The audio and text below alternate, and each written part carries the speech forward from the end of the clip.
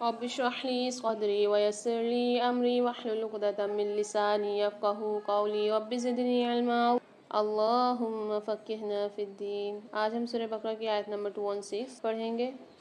بسم اللہ الرحمن الرحیم۔ کتب علیکم القتال وهو کرہ لکم وعسى أن تكرهوا شيئا وهو خير لكم وعسى أن تحبوا شيئا وهو شر لكم واللہ یعلم وانتم لا تعلمون۔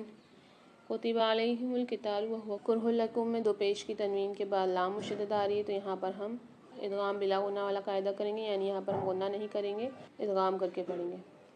وعسى أن تكرهوا شيئا وهو خير لكم شيئا میں دو زبر کی تنوین کے بعد واو مشدد آ رہی ہے، تو یہاں پر ادغام مع غنہ والا قاعدہ ہوگا، غنہ کر کے پڑھیں گے۔ خیر لکم میں دوبارہ سے یہی قاعدہ ہوگا، ادغام بلا غنہ والا، یہاں غنہ نہیں کریں گے۔ وعسى أن تحبوا نون ساکن کے بعد تا آ رہی ہے، تو یہاں پر ہم غنہ کر کے پڑھیں گے، فمال غنہ کے 15 حروفوں میں سے۔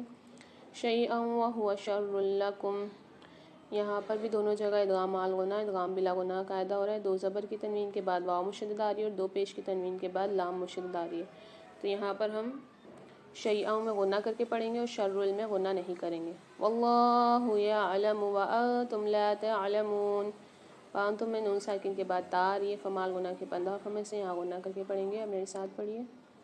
کتب علیکم القتال وهو کرہ لکم وعسى أن تكرهوا شيئا وهو خير لكم وعسى أن تحبوا شيئا وهو شر لكم واللہ یعلم وانتم لا تعلمون۔ اس کا ترجمہ کریں گے۔ کتب علیکم القتال لکھ دیا گیا تم پر جنگ کرنا، وہو کرہ اور وہ ناپسندیدہ ہے، لکم تمہارے لیے، وعسیٰ اور ہو سکتا ہے، تکرہو کہ تم ناپسند کرو، شیئن کسی چیز کو، وہو خیر لکم اور وہ بہتر ہو تمہارے لیے، وعسیٰ اور ہو سکتا ہے، تحبو کہ تم پسند کرو، شیئن کسی چیز کو، وہو اور وہ شر لکم بری ہو تمہارے لیے، واللہ اور اللہ، یعلم وانتم جانتا ہے اور تم، لا تعلمون نہیں تم جانتے۔ اب اس کی تفسیر کریں گے۔ تو پیاری صالحات، تو یہاں کرہن کا معنی ہوگا سراسر ناپسند ہے۔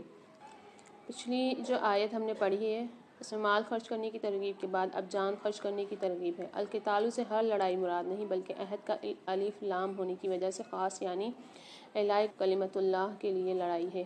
ابن کثیر رحمہ اللہ نے فرمایا کہ اس آیت میں اللہ پاک نے مسلمانوں پر فرض کیا ہے کہ وہ جہاد کریں اور دشمنوں سے اسلام کا دفاع کریں۔ امام زہری نے فرمایا جہاد ہر ایک پر واجب ہے، خواہ لڑائی میں نکلیں یا بیٹھا رہے۔ بیٹھنے والوں پر لازم ہے کہ جب ان سے مدد طلب کی جائے تو وہ امداد کریں، جب ان سے فریاد کی جائے فریاد کو پہنچیں، جب انہیں میدان میں بلایا جائے نکل کھڑے ہوں۔ رسول پاک صلی اللہ علیہ وسلم نے فرمایا جو شخص اس حال میں مر جائے کہ اس نے نہ جنگ کی اور نہ اپنے نفس کے ساتھ جنگ کی بات کی تو وہ نفاق کے ایک شاخ پر مرے گا۔ جہاد یعنی اللہ کا دین غالب کرنے کے لیے اپنی آخری کوشش کرتے رہنا تو ہر مسلمان پر فرض ہے، لیکن نفیر یعنی لڑائی کے لیے نکلنا ہر وقت ہر مسلمان پر فرض نہیں۔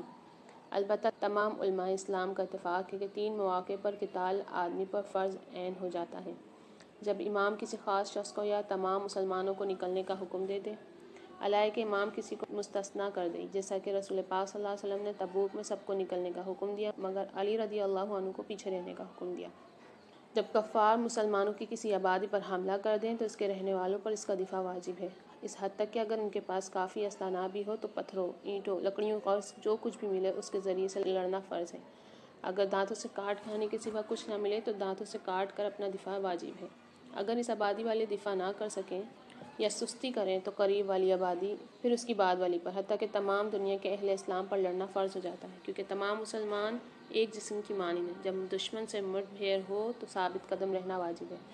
اللہ پاک نے فرمایا یا ایھا الذین آمنوا اذا لقیتم الذین کفروا زحفا فلا تولوہم الادبار اے لوگوں جو ایمان لائے ہو، جب تم ان لوگوں سے جنہوں نے کفر کیا ایک لشکر کی صورت میں ملو تو ان سے پیٹھے نہ پھیرو۔ حافظ ابن حجر رحمہ اللہ نے فرمایا جب کسی شخص پر لڑائی فرض عین ہو جائے تو فلا یعنی اس وقت والدین یا کسی اور سے اجازت کی کوئی ضرورت نہیں۔ اس بات پر بھی علماء کا اتفاق ہے کہ اپنے دفاع کی خاطر لڑنے کے لیے کوئی بھی شرط لازم نہیں، نہ امیر کا حکم، نہ والدین کی اجازت اور نہ کوئی اور شرط، جیسا کہ ابو بصیر رضی اللہ عنہ کا واقعہ اس کی واضح دلیل ہے۔ وَهُوَ كُرْهٌ لَكُمْ یعنی وہ تمہیں سراسر ناپسند ہے کیونکہ اس میں زخمی ہونے، ایذا کٹنے اور جان جانے کا سامنا ہوتا ہے، جبکہ ہر آدمی فطری طور پر زندہ رہنے کا خواہش مند ہوتا ہے۔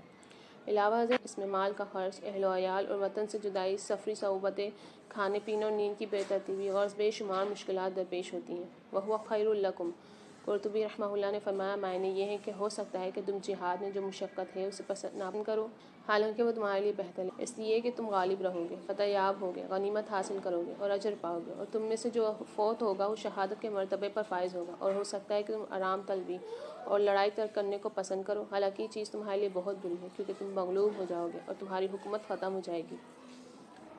قرطبی رحمہ اللہ مزید فرماتے ہیں اللہ کا یہ فرمان بالکل صحیح ہے، اس میں کوئی شک شبہ نہیں۔ جیسا کہ ان لسٹ میں پیش آیا، انہوں نے جہاد ترک کیا، لڑائی سے بزدلی اختیار کی اور کثرت سے فرار اختیار کیا تو دشمن تمام شہر پر قابض ہو گیا، شہر بھی کیسے کیسے اور کیا کیا اسیری، قتل، بچوں اور عورتوں کی غلامی اور عزتوں کی بربادی، انا للہ و انا الیہ راجعون، یہ سب ہمارے اپنے ہاتھوں کا کیا کمایا ہے۔ قرطبی نے کئی سو سال پہلے لکھے ہوئے یہ الفاظ آج بھی حقیقت ہیں، جن سے دل درد و غم سے بھر جاتا ہے۔ اس وقت اندلس سے مسلمانوں کا نام و نشان مٹا دیا گیا، اب مسلمانوں کی آرام طلبی اور ترک جہاد نے کفار کو عراق، افغانستان پر قبضے اور باقی تمام مسلمان ممالک میں اپنے حکام چلانے کا موقع دیا ہے، اور ہند اور اندلس کی طرح مسلمانوں کا وجود ختم کرنے کے درپے ہیں۔ اب آرام طلبی اور ترک جہاد کا کون سا موقع ہے؟ بتائیے۔ حقیقت یہ ہے کہ قتال کی کڑوی دوا کے سوا مسلمانوں کی شفا کی کوئی صورت نہیں۔ تو پیارے صالحات، اللہ کے حکام ہمیشہ فائدے کے لیے ہوتے ہیں، انسان کا ناپسند کرنا نقصان کی دلیل نہیں، مشکل راستہ اکثر کامیابی کی طرف جاتا ہے۔ اللہ پر بھروسہ ہی اصل ایمان ہے۔